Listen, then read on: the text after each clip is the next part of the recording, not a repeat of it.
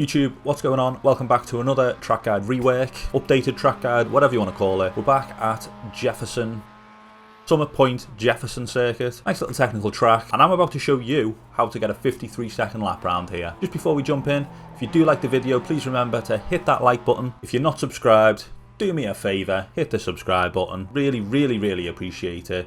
And if you've got any questions, thoughts, or comments, leave them in the comments. Let's go!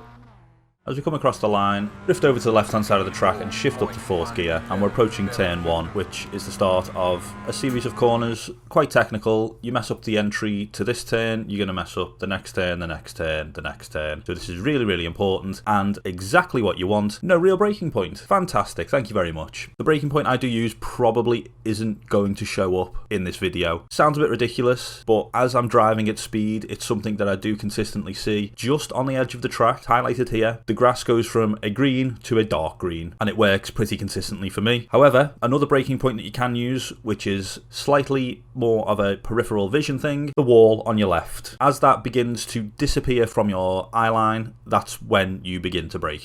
You're going to be braking hard initially, drop it down to 3rd, and then as you get into 3rd gear, begin to ease off the brakes and turn in. And the closer you get to the apex of the turn, you trail brake even more. Once again, shifting down to 2nd gear before you put the power on. The goal is to keep it nice and tight, try to avoid hitting the curb on the inside, however it's not the worst thing in the world if you do, and then ease on the power. We're on the first left-hander. This is just all about getting through it. It doesn't really matter. What I've done there is I've gone flat out, which has then compromised my entry to the right-hander. So I send it on the inside and lift off the throttle, which is one of the most important things, as it allows me to not completely go off the track on exit. And as you can see, don't even go full throttle in between the turns, and as soon as we're done with the right hander, we begin to brake for the left. We're going to be braking down to 2nd gear, and this turn is where trail braking is so key. If you don't get your trail braking right, you're not going to win any races here. You're not going to get good lap times. So as you can see, you drop it down to 2nd and just keep it tight. Keep it as tight as you possibly can without touching that curb on the inside, and get on the power as early as you possibly can without understeering out wide. So full power, and as you can see, I'm just sort of in the middle of the road,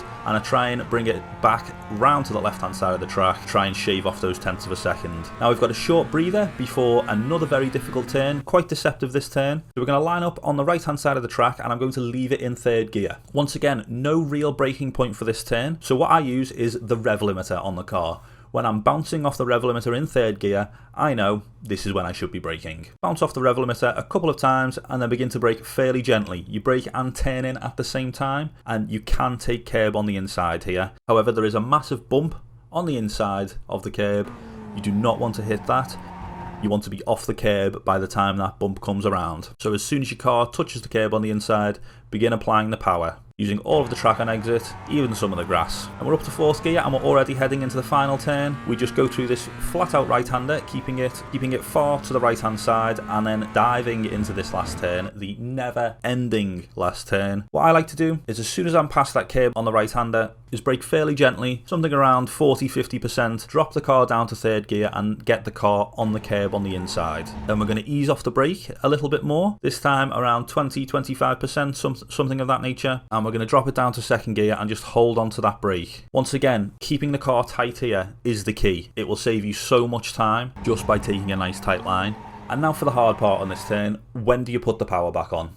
Honestly, if you've taken the entry of this turn right, the best marker I've got for you is the cabin in the woods. As soon as that comes into your vision, you can start to think about putting the power on. Obviously, this is going to depend on how you've entered the turn. It's not a foolproof indicator, but if you've kept the car tight, you see that cabin, go full power, you should get a very nice exit and keep the car within the track limits just. As you can see, I nearly entered the pit lane, and then we cross the line with a time of 53.932. Stay tuned for the uninterrupted run through of the lap. Thanks very much for watching. Catch you guys next time.